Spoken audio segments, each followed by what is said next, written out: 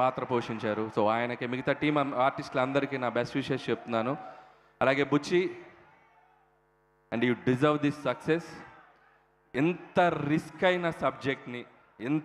అయిన సబ్జెక్ట్ని అంత స్టార్డమ్ ఉన్న ఒక హీరోతో చేయటం అనేది మామూలు విషయం కాదు.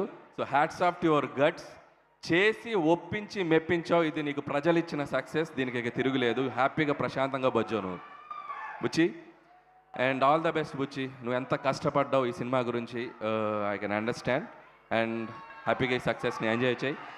అలాగే సుకుమార్ గారికి ఈరోజు ఈ సక్సెస్లో పాటైన సుకుమార్ గారికి గుడ్ ఈవినింగ్ సార్. ఈ సినిమా సక్సెస్ ఈరోజు మెగాస్టార్ చిరంజీవి గారి రాకతో ఈ సక్సెస్ ఏదైతే జర్నీ ఉందో పరిపూర్ణమైపోయింది.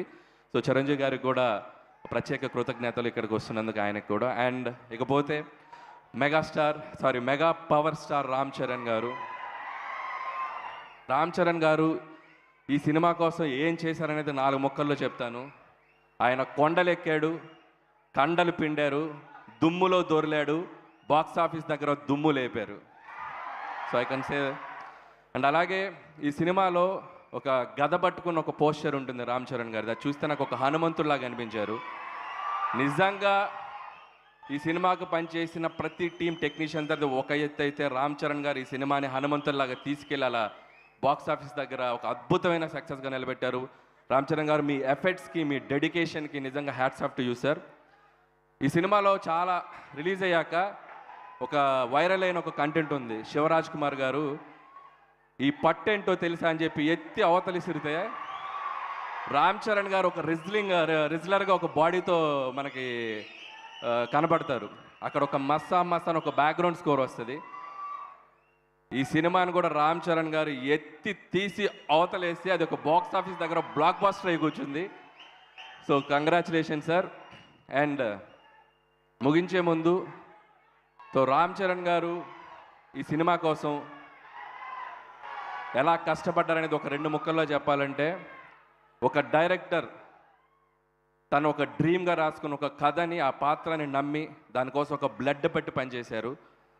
అలాగే ఇలాంటి ఒక పాత్ర దొరికినప్పుడు తండ్రికి తగ్గ తనుడే కాదు, తండ్రికి మించిన తనుడు అనొచ్చురా బాబు అన్నంత అద్భుతంగా పెర్ఫామ్ చేశారు.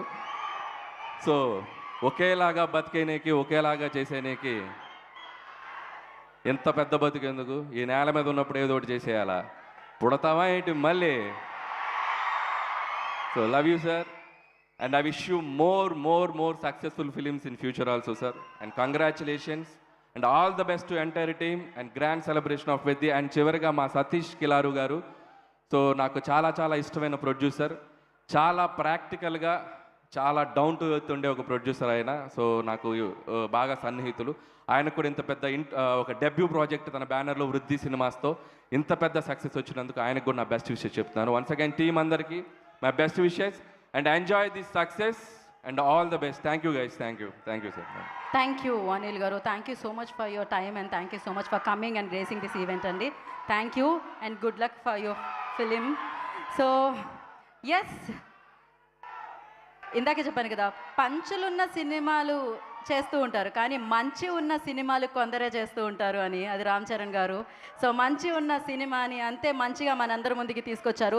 స్టార్డమ్ని చాలామంది మోస్తూ ఉంటారు కానీ స్టార్ అయ్యాక కూడా ఒక విభిన్నమైన పాత్రని పోషించి, ఒక విభిన్నమైన పాత్రని తీసుకొని దానికి ప్రాణాన్ని పోసి మన ముందుకు తీసుకొచ్చే యాక్టర్స్ చాలా తక్కువ మంది ఉంటారు. అది మన రామ్ చరణ్ గారు.